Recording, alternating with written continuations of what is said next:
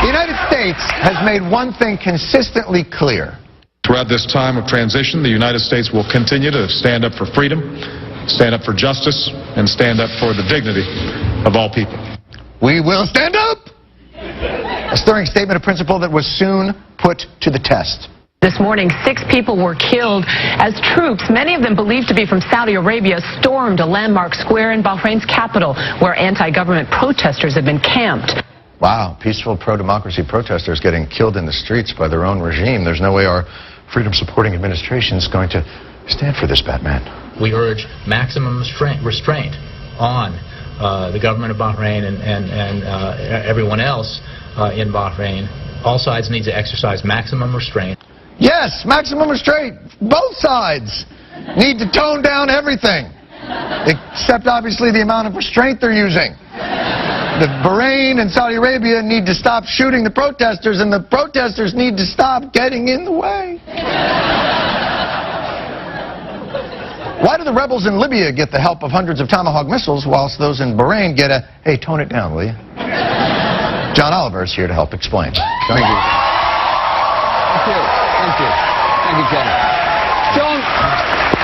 John, for years, America has been offering help to freedom-loving peoples in a variety of forms, tailor-made to their particular situations. But look, John, you don't want me to tell you about it. You want me to show you. What? Why don't you follow me for a second? Sure. John, too often, countries think of approaching civil war as a catastrophe, whereas in reality, it's a catastrophe. I'm talking about America's freedom packages, John. Please. Freedom packages. Freedom packages, John. Which is right for you? That's what I'm so pumped to tell you about today. John, can any country apply for one of America's freedom packages? Absolutely, John. Let's say you're a country suffering atrocities at the hand of a brutal regime, but your nation is of no strategic importance, and you have little in the way of natural resources, let alone potable water. That sounds like a Sudan. That is such a great example. Here, Sudan.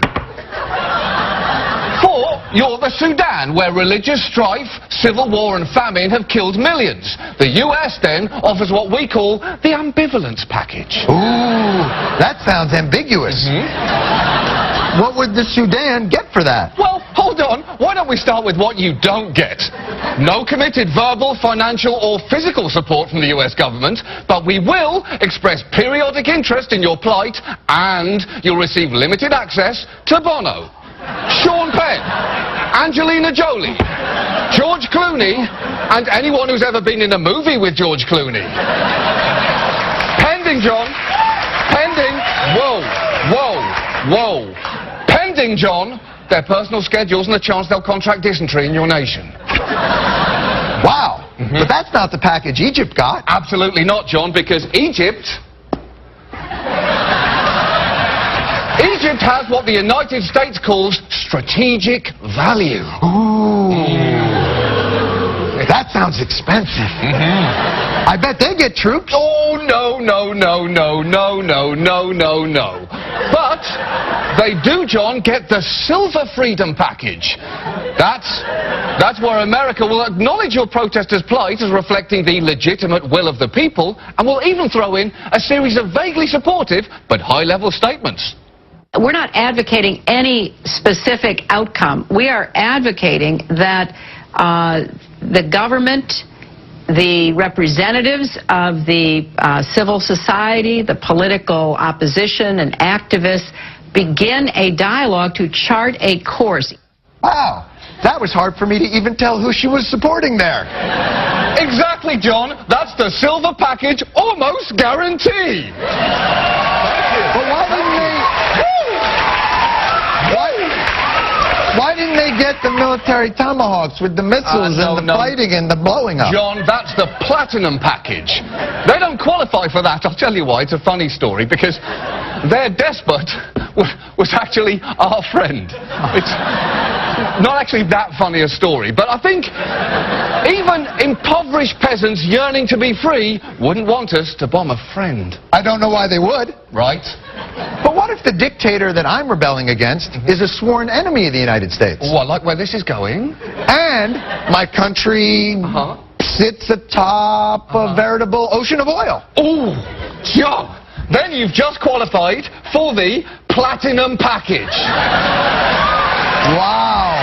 Does that keep going?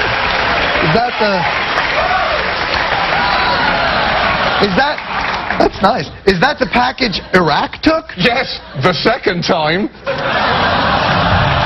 The platinum package includes a full-scale invasion, overthrowing your tyrannical government and helping rebuild the roads, schools and hospitals that were destroyed in our full-scale invasion. That looks shockingly awesome. That's because it is. Hey, can Iran's protesters get that? Oh, no, I mean, John, that's a pretty formidable army there. That'd be a long, drawn-out, bloody conflict. But the people there yearn to be free. Well, John, they don't get to decide. That's the best part here. It's not up to them. We decide what freedom package you get and when you get it. So, listen to me.